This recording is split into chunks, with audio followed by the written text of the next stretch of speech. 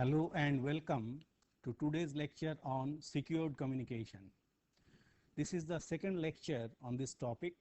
In the last lecture, we have considered the topic various issues on cryptography, which has been found to be the panacea to the problem of secured communication.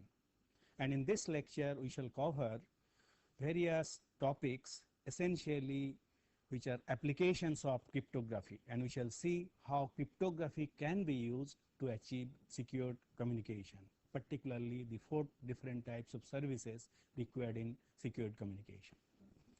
And here is the outline of today's talk. First, I shall give a brief introduction. Then I shall discuss about the applications of cryptography, as I mentioned. Particularly, this will lead to privacy, integrity, authentication, and non-repudiation. These are the 4 services to be provided for secured communication. Then, apart from message privacy, message integrity, message authentication, and non-repudiation, it is necessary to provide user authentication, which is important in the context of key management. Then we shall discuss how key management can be done by using suitable techniques. Then we shall consider a application layer protocol, pretty good privacy PGP, which can be used for secured communication of emails. And I shall conclude my lecture after discussing virtual private network, which is essentially a network used for secured communication. And on completion of this lecture, the students will be able to state various services needed for secured communication.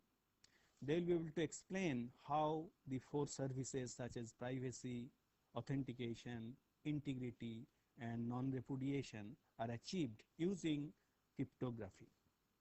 They will be able to state how user authentication is performed.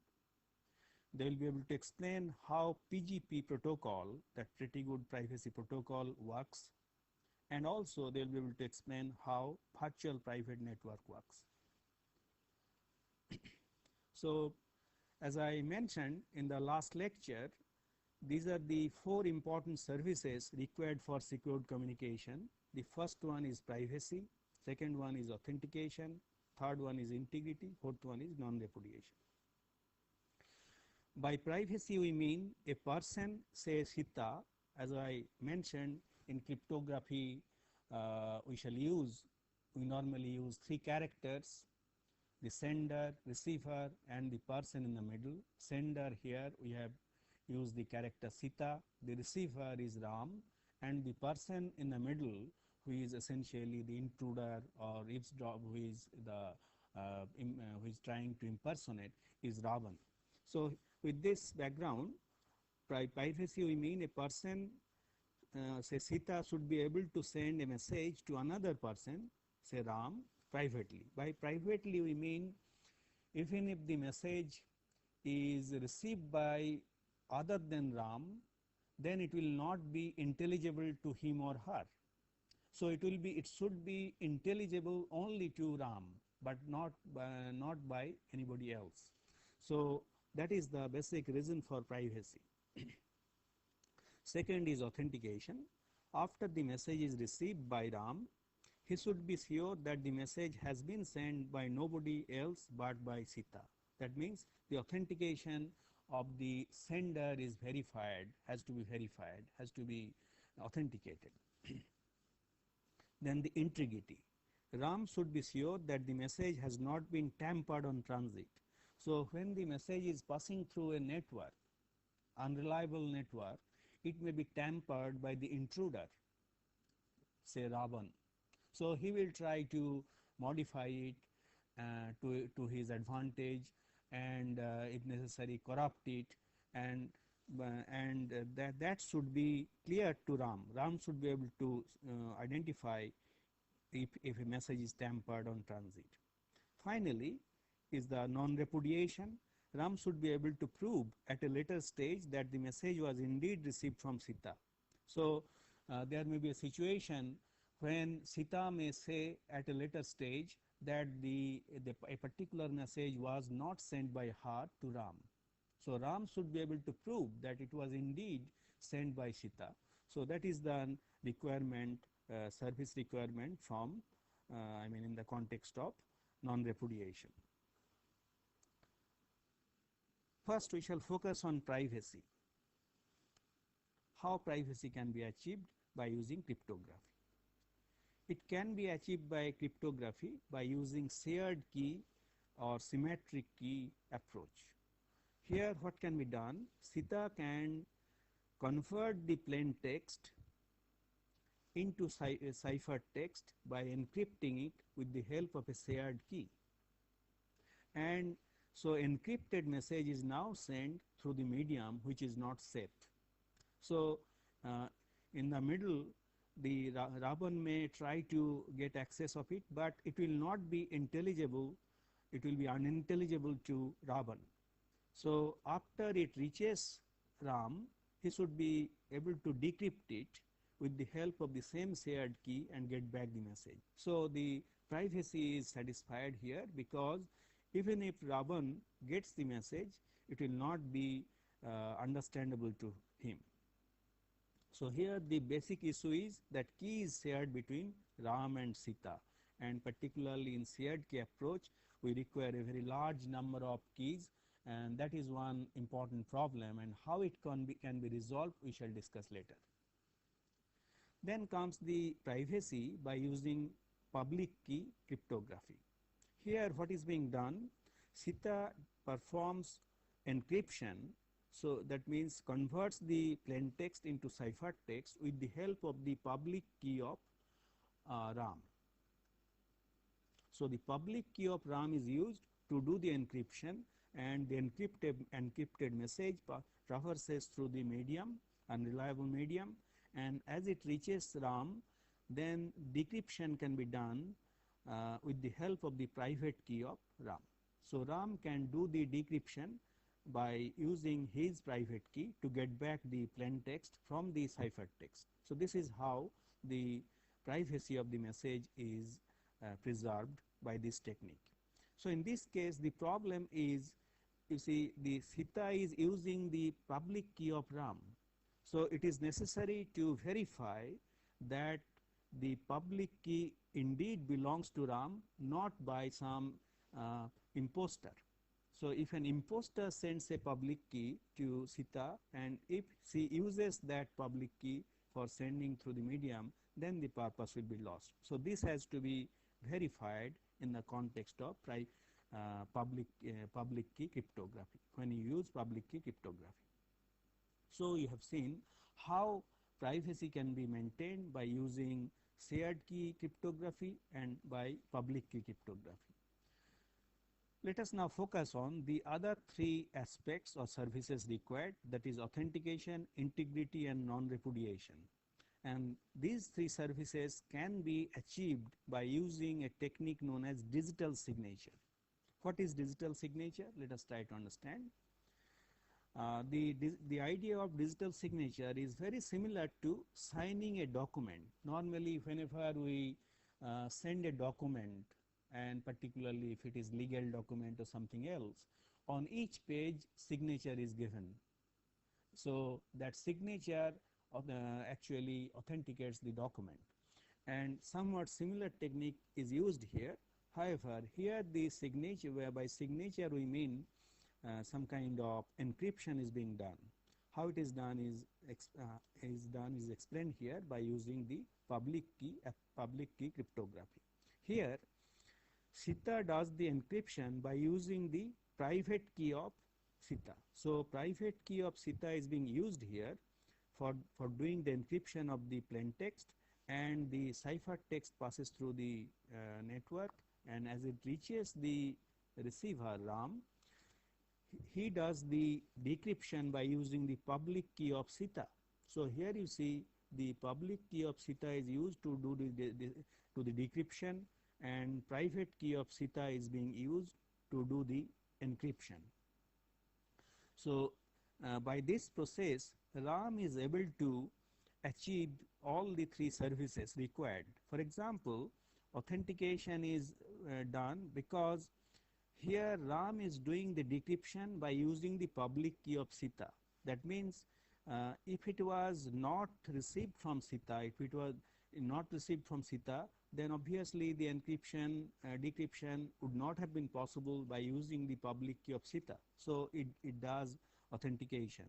And integrity is also verified because the entire message was encrypted, and after decryption it is possible to regenerate the plain text. So since it is possible to regenerate the plain text, it is the integrity is maintained. That means if the message was tampered on transit, then it is not possible to get back the plain text after decryption. So the integrity is also achieved by using this approach. Finally comes the question of non-repudiation. Here, since the decryption has been done by using the public key of CITA, later on if somebody asks RAM, can you prove that the message that you received was indeed received from CITA? What he can do? He can do the that plain text that was generated can be encrypted again by the public key of private key of CITA, and then decrypted by using the public key of CITA to get back the same plain text. So that verifies, that proves that the message was indeed received from CITA, because it was possible to do the decryption by the public key of CITA. So all the three aspects are satisfied by using this digital signature technique. However, this digital signature can be done by using two approaches. First one is signing the entire document, and second one is signing the digest.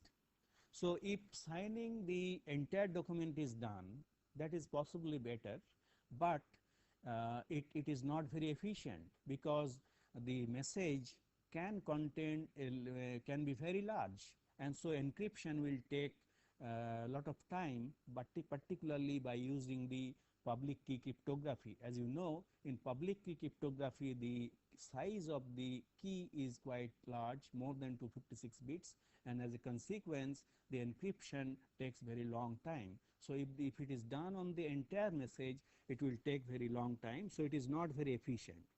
That is why another approach can be done, which is known as digital signature, which is essentially a miniature version of the original message. So a miniature version of the original message is used for the purpose of for the purpose of this authentication, integrity, and non-repudiation verification. And however, this digital signature will not be able to provide privacy, as we shall see. Now let us see what do we really mean by this message digest and how it can be done. It can be done, that means the message digest can be done by using a technique known as hashing. What the hashing does, suppose this is the message. So message is applied to a hashing function and to generate a digest. This is your digest. What it effectively does, it converts a variable length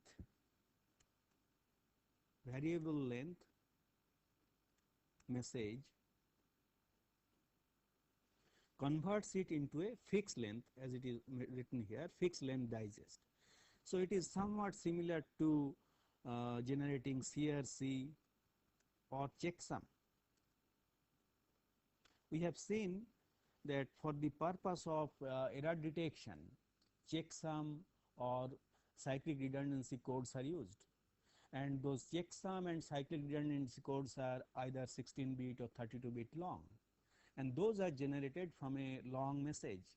So here also, in a somewhat similar technique, a fixed length digest is created from the variable length message, and some standard techniques have been developed to perform hashing, and most common hashing functions are MD5, message digest 5 approach, which uses 120-bit or 128-bit digest. That means a fixed length 120-bit digest is generated by using this approach, message digest 5, which is very popular and widely used.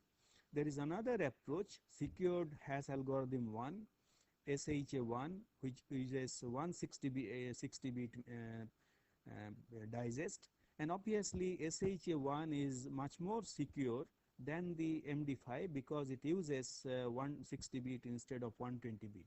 However, SHA1 is less popular than MD5. Now, you must understand two very important properties of this hashing operation. First of all, it is one-to-one. What do we really mean by one-to-one?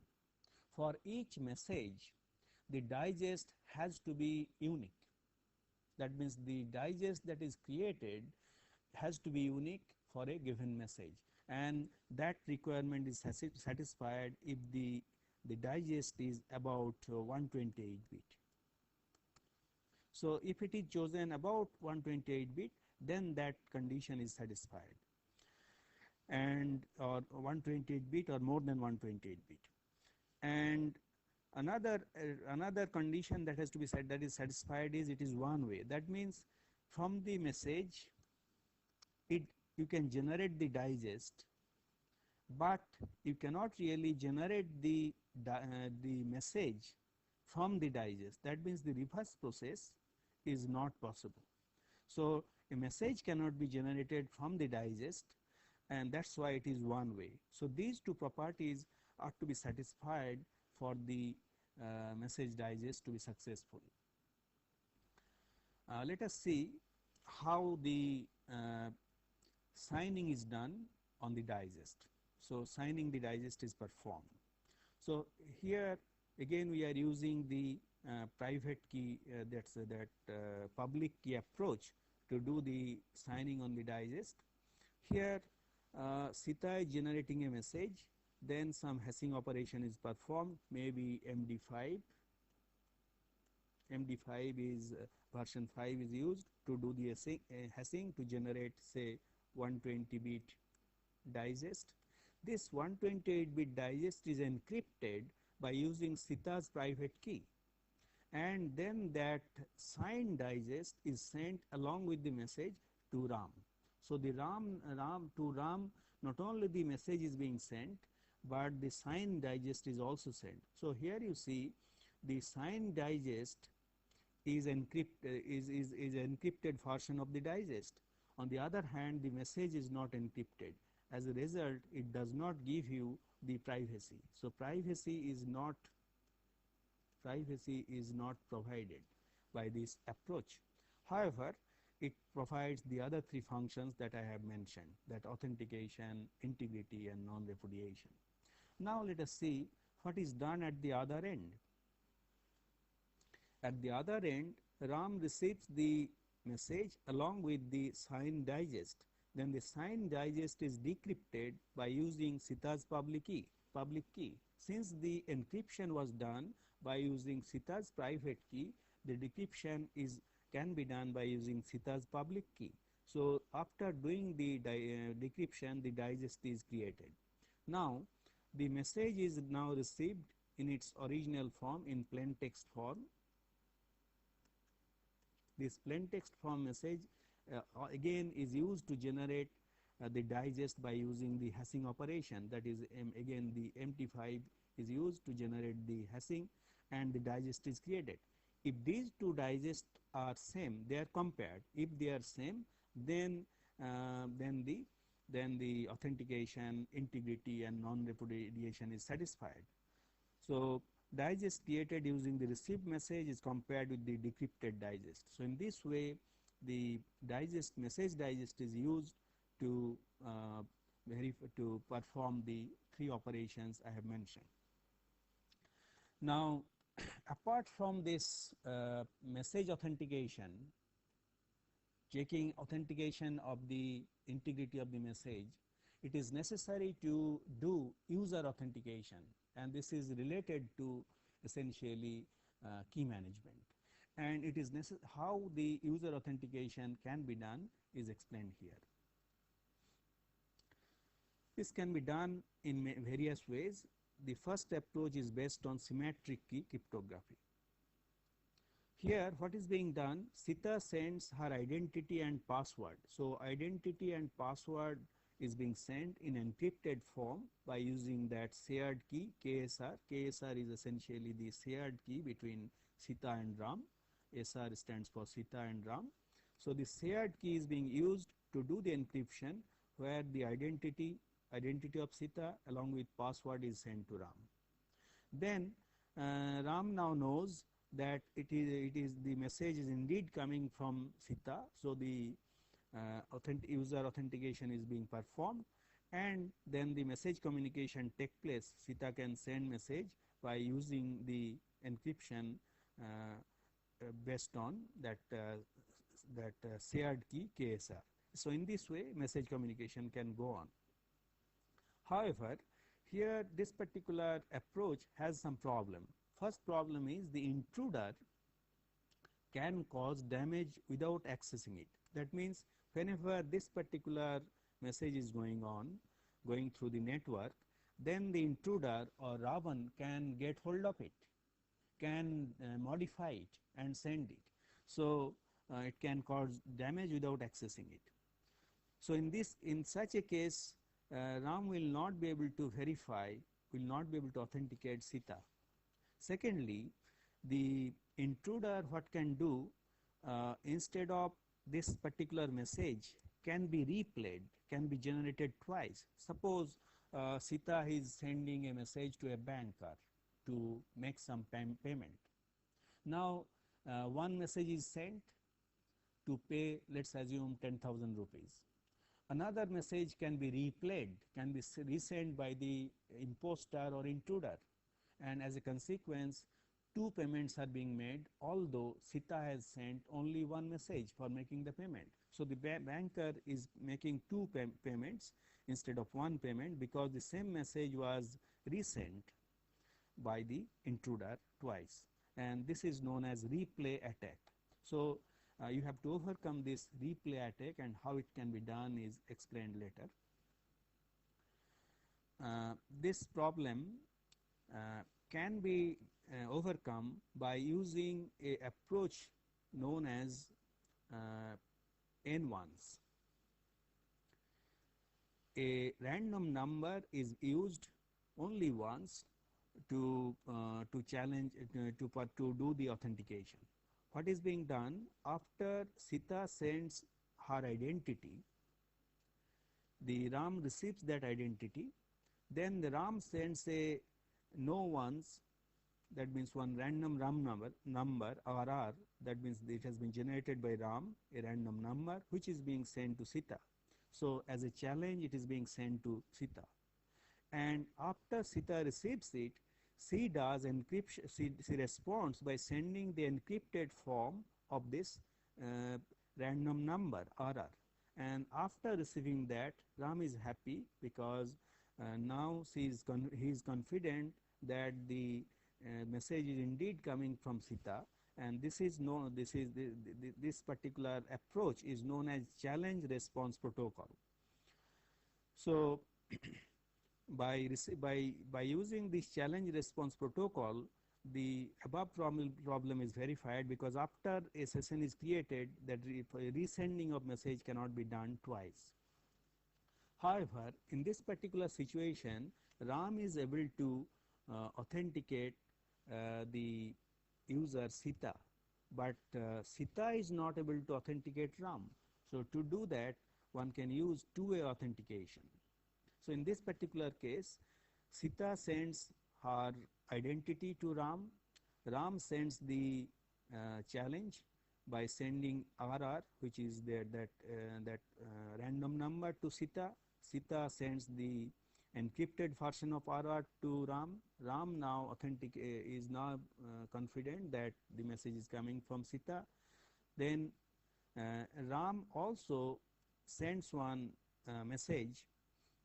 Ram also sends one here. Sita also sends that another random number RS to challenge Ram, and after receiving that RS, Ram responds with the encrypted version of RS by using the symmetric key which is being shared by both of them.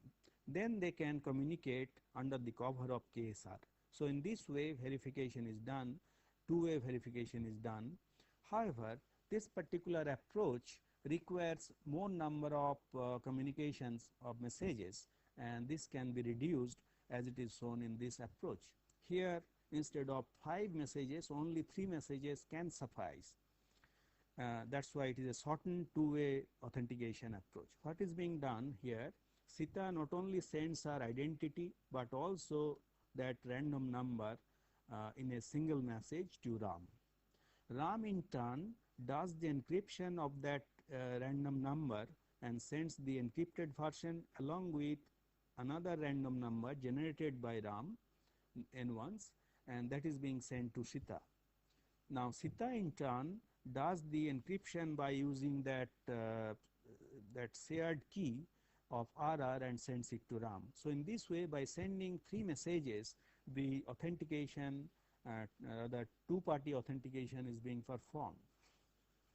So this is how user authentication can be done by using the symmetric key cryptography. The user authentication can also be done by using public key cryptography in this manner as it is explained here.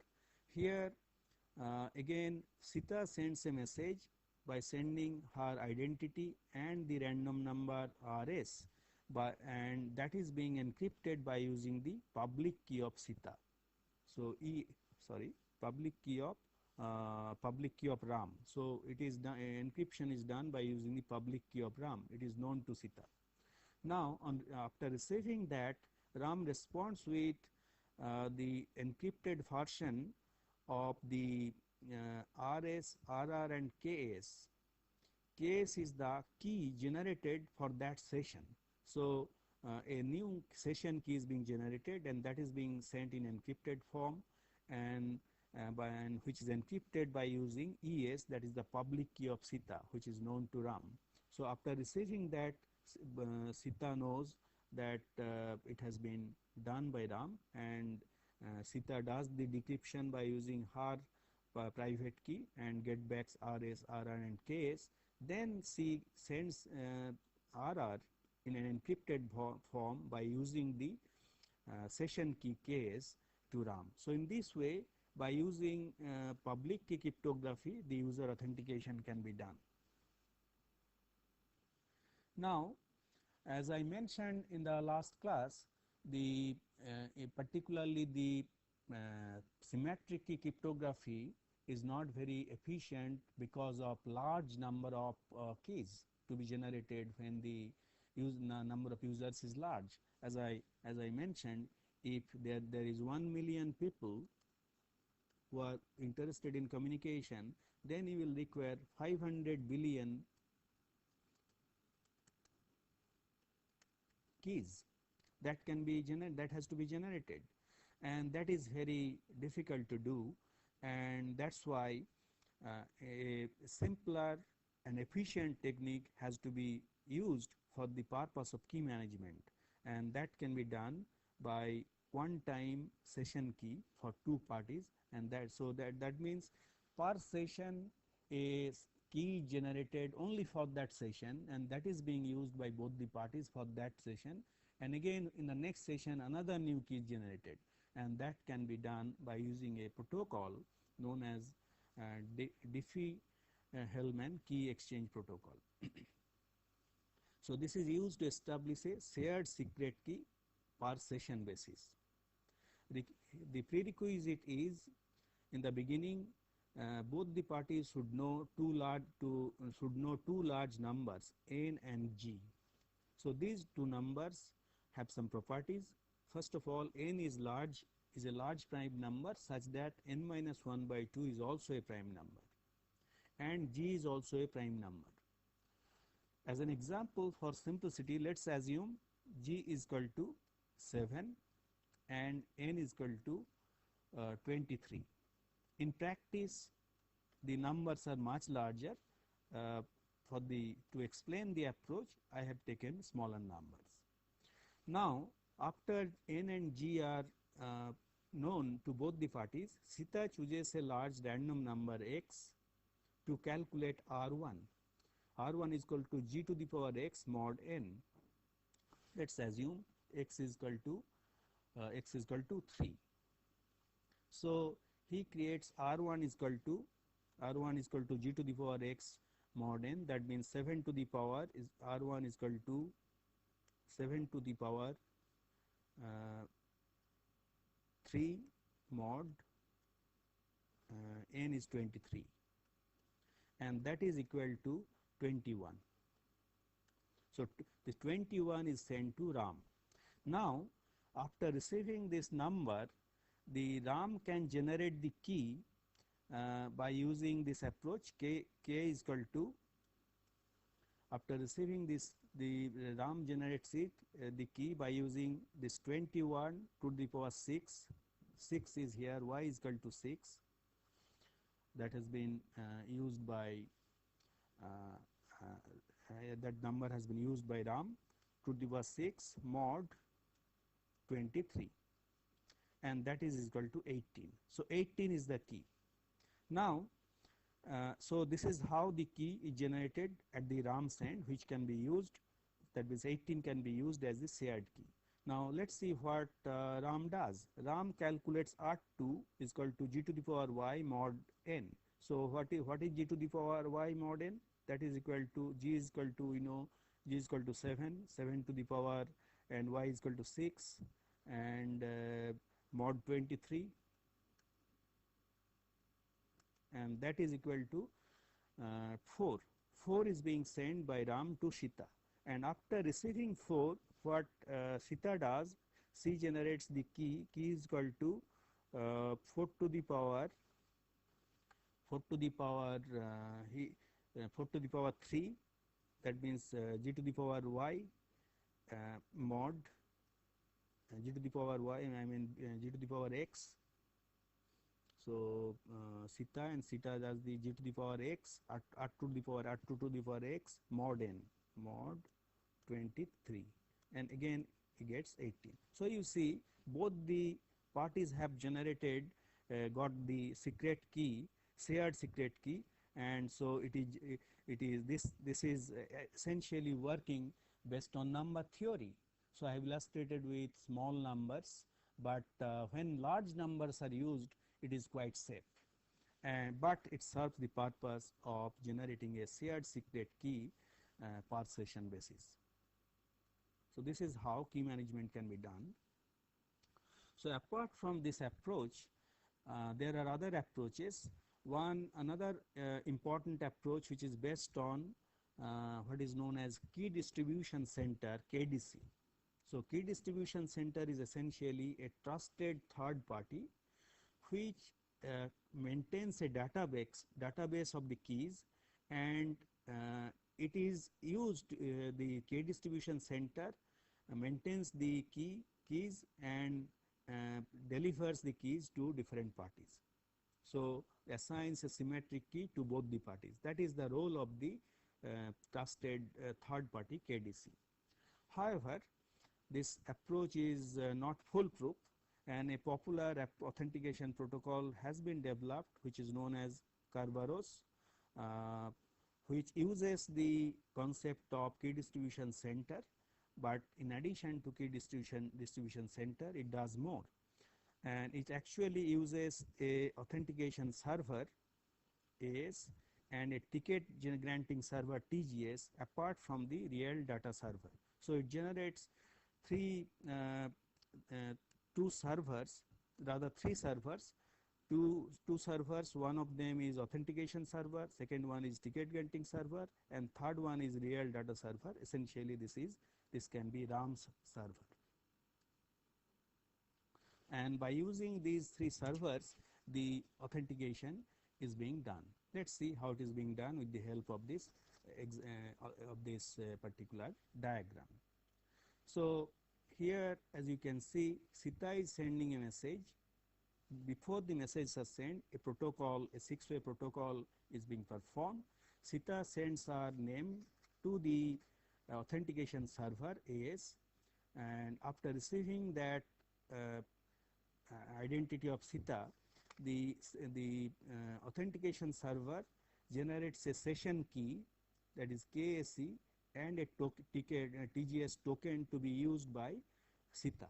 So using that token, I mean after receiving this, Sita will simply type her password to get the key, the session key, and using that session key she will do the encryption of a timestamp, and also inform the ticket granting server with whom she wants to communicate, that is RAM, and also she will send the token, that this token in encrypted form, which is the shared key between Sita and the ticket granting server. So that is KTG. So this is being sent to the ticket granting server.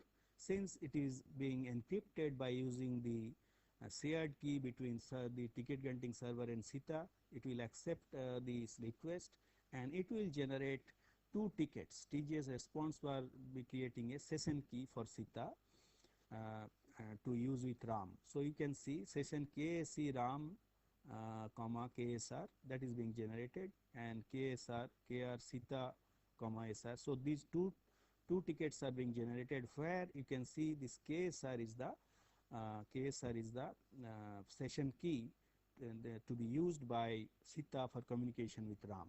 So these are being sent to Sita, and after receiving this, Sita sends a message to RAM along with not only she sends the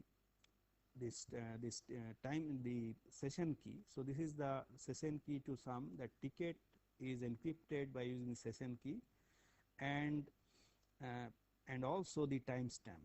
And after receiving this, RAM will respond with the will do the encryption by using KSR, that is the shared session key to be used by both of them for communication by incrementing the timestamp by 1.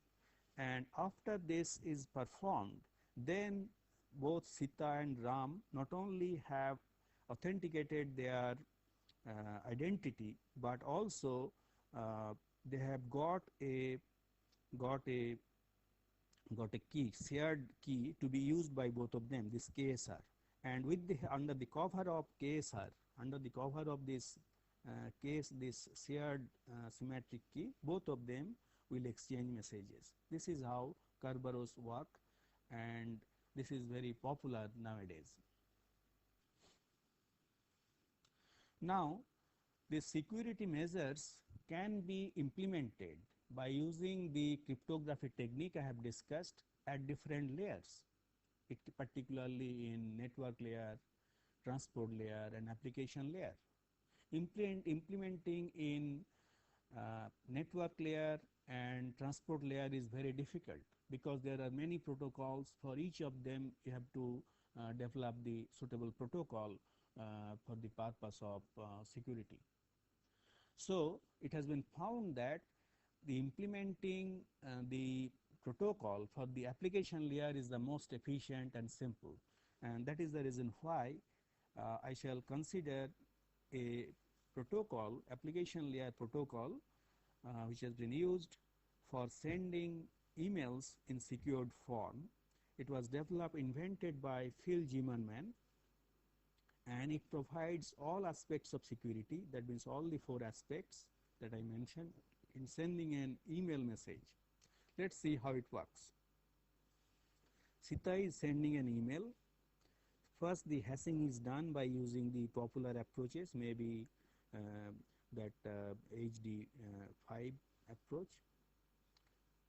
And after the hashing, the digest is created. The digest is encrypted by using Sita's private key, and that digest in encrypted form is sent along with this email, and again the entire thing is encrypted by using one-time secret key that is generated. And not only it is encrypted, this one-time secret key is also encrypted by using RAM's public key, and all the 3 are now sent. That means the secret key in encrypted form, then message and digest in encrypted form, and all the 3 are being sent to RAM at the other end. And after receiving the encrypted secret key and message plus digest, the decryption is done in this manner. RAM performs the decryption. As you can see here, the secret key is decrypted by using RAM's private key because it was encrypted by using RAM's private key, public key. Since it was encrypted by using RAM's private key, it is decrypted by using RAM's private key. So the one-time secret key is now generated, and this message plus digest, which was created by which was encrypted by using one-time secret key. So that is your symmetric key, and that is being used now for decryption to get back the message, the digest along with the email. Now the message digest was in encrypted form by using Sita's private key. Now it is decrypted by using Sita's public key to get back the digest, and email is also passed through a hashing function, and digest is created, and both the digest are compared to check whether they are same or not. If they are same, that means all the three functions are satisfied. That means privacy, authentication, integrity, and non-repudiation are satisfied. That means message is being communicated in secured form. And however, if it does not match, then it does not. Then there is some problem. The email message has been modified or corrupted. Now we shall discuss an approach by which a secured communication network or secured link can be created, and that is known as virtual private network, and that is very popular, and without this our discussion on secured communication cannot be complete.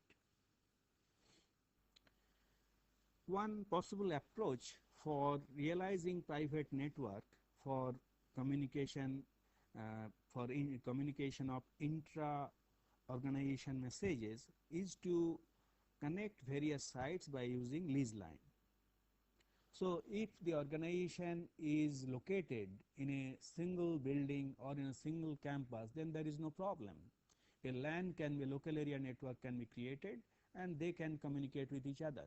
But in practice, that is not so, particularly organizations like National Insurance Company, then your banks, State Bank of India and other organizations have their offices throughout the country, may have thousands of offices, and they are in each place they have got a local area network.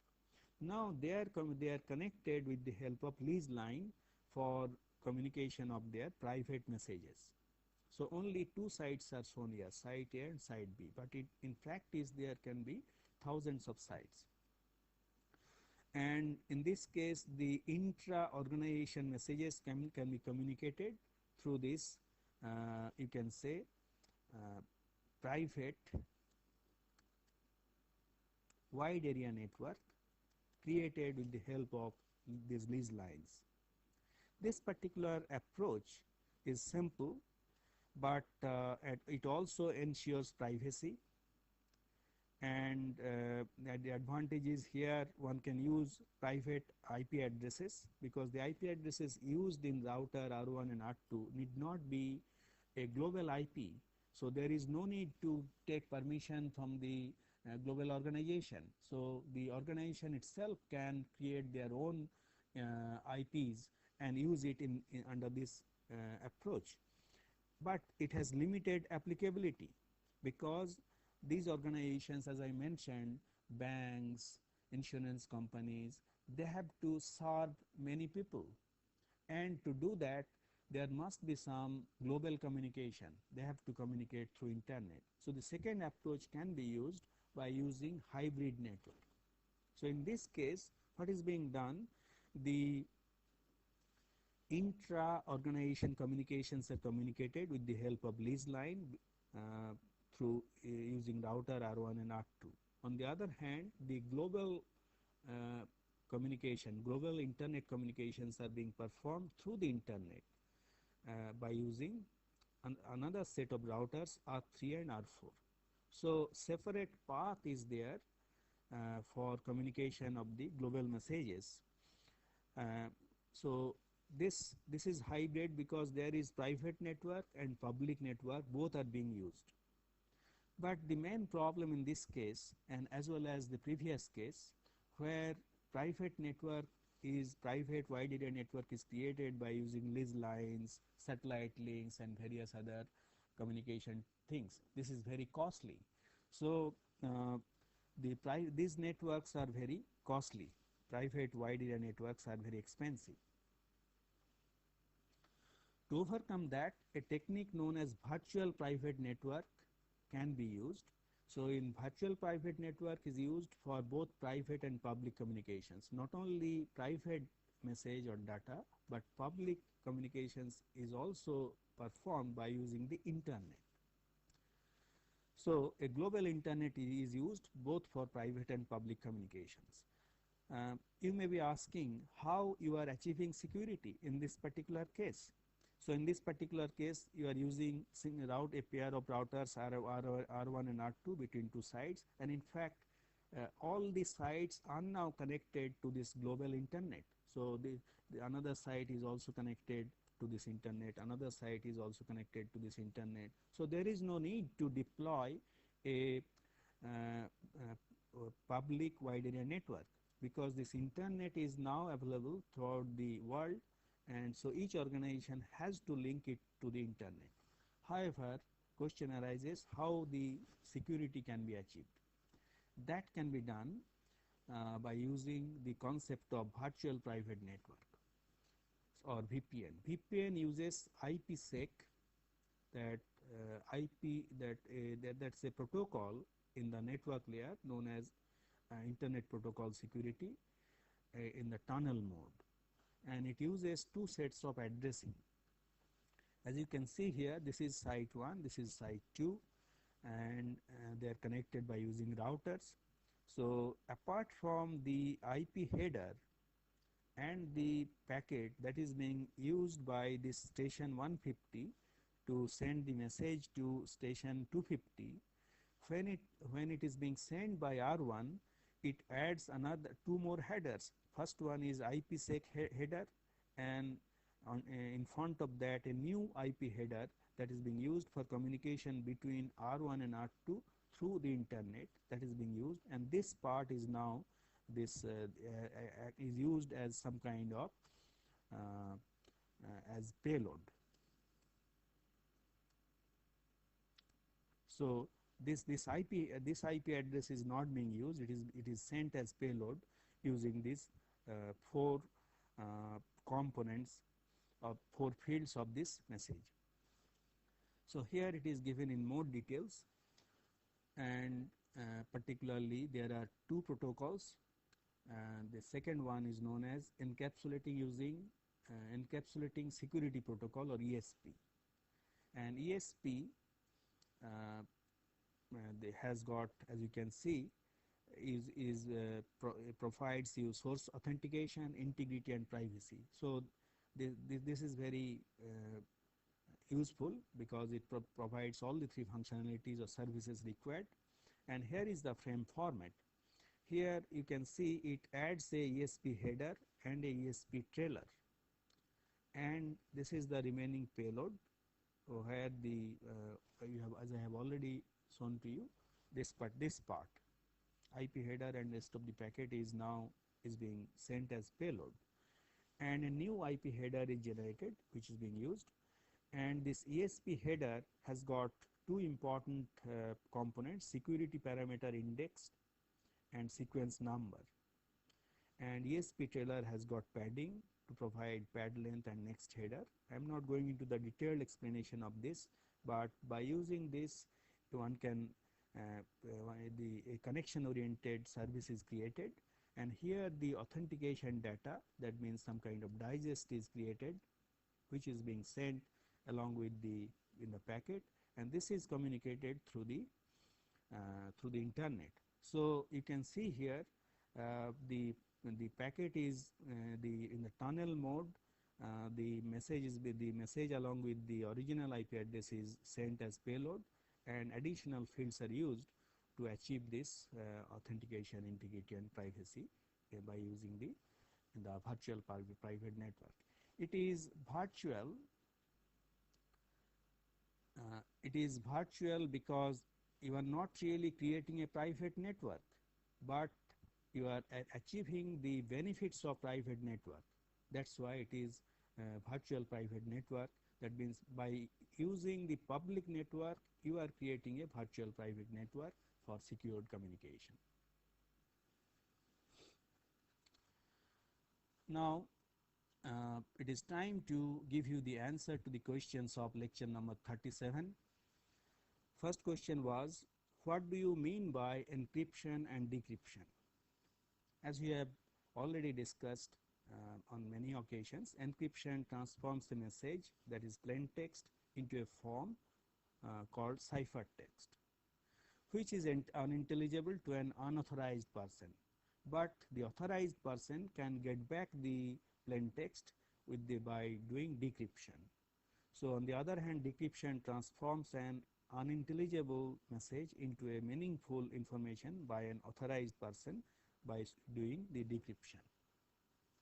Second question was, what are the two approaches of encryption and decryption technique? There are basically two approaches as follows. First one is known as one key technique, which is also known as symmetric key encryption technique. In this case, the same key is being used for encryption as well as decryption. And the second approach is known as public key approach, which is also known as asymmetric key encryption. In this case, the transmitting end key is known as public key, whereas the receiving end key is known as secret key or private key. So we have made use of these two approaches in these lectures as you have seen. Now the third question was, for n number of users, how many keys are needed if we use private and public key cryptography? As we have seen, for private key cryptography or symmetric key cryptography, we require n into n minus 1 by 2 keys. Why? For example, suppose there are 4 nodes, then you will require this node 1 will require how many keys? So you will require at least 3 keys, and then it will require, that means 3 keys are required for communication by node A, then B will require for communication with B, C and D, B will require additional 2 keys for communication, and D will require another more. So in this way, the number of edges are essentially the number of keys required. So in case of 4, it is 4 by 3 into 2, that is your 6. As you can see, there are 6 edges. So in this way, total number of keys is quite large, n into n minus 1 by 2. On the other hand, in case of public key cryptography or asymmetric key, you require only 2n keys. The reason is each user will require one private key and another key for the rest of the world, for all the other users. So in this way, the total number of keys required is 2n. Fourth question was, how triple DS enhances performance compared to the original DES?